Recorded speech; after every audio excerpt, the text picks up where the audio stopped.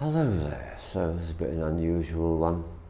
So what happened this morning, there was an urgent feeling knock on the door, and I opened it to be informed that I needed to close my windows immediately because a beehive was being removed from high up in the tower block, and some wild gesticulations outside showed the activity of bees so very rapidly.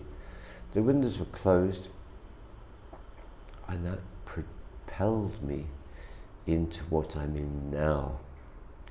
So at the completion of my prayers, straight after my mantras, I did do this. I'm just going to do it again. Thank you, Mother India. Thank you, Mother India. Thank you, Mother India.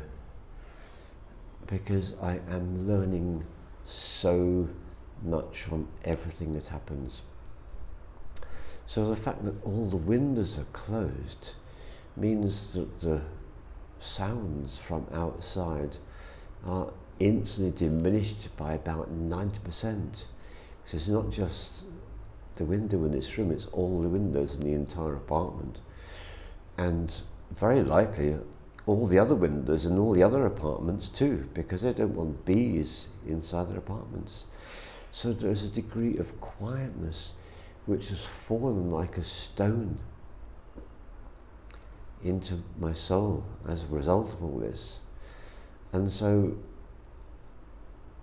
that's also why the mindfold is on, because it's like the impulse to reduce inputs has become overwhelming.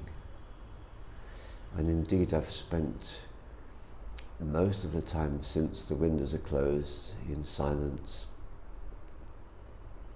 But I did want to share with you before I go out today, before we all go out today, about this.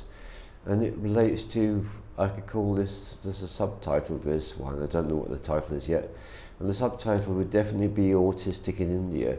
So if you do recognise yourself to be autistic on what people call the spectrum, neurodivergent, whatever words you want to use, whichever word you use, someone's going to be offended, so that's just the way it is. One of the greatest challenges is it's rather like you've got a TV and you've got the volume control and the brightness all in one button. And it's rather like when I moved from the UK to England, it's like somebody touched the volume and the brightness button and they were just pushing on them and pushing them on them and pushing on them, so everything's so much brighter and so much louder. And it has been a massive thing to process. And I was really grateful when Ahmed said, well, I thought after a day or two you would probably enter your discharging phase, and actually managed to be functional for over a week. I was really quite surprised. I thought, wow, thank you. And it's a really good thing to know. How many times do people tell you this? But when you come for an experience with Mother India, you will be challenged, you'll be initiated, and all the things that you haven't really faced up to yet in your life are going to be coming out, and they're going to be staring you in the face. They're going to be biting you on the bum. They're going to be prickling you with a little mosquito proboscis. They're going to be needling you in your ears. So I woke up this morning to the sound of, well, of course, the traffic, but on top of that, even more powerful than the sound of the traffic, and believe me, that's really powerful, there was the circular saw. I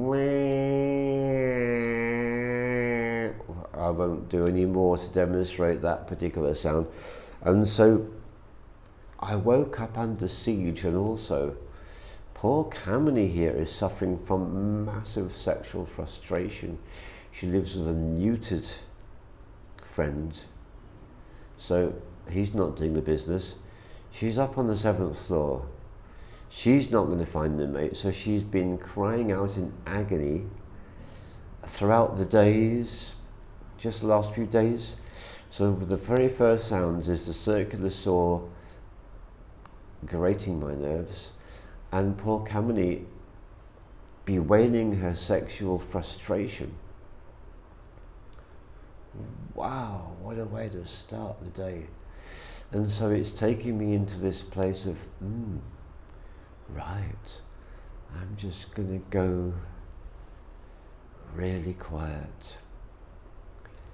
And the quietness even extends to not having any light coming into my eyes. So I did all my mantra practice like this, and it just felt, wonderful.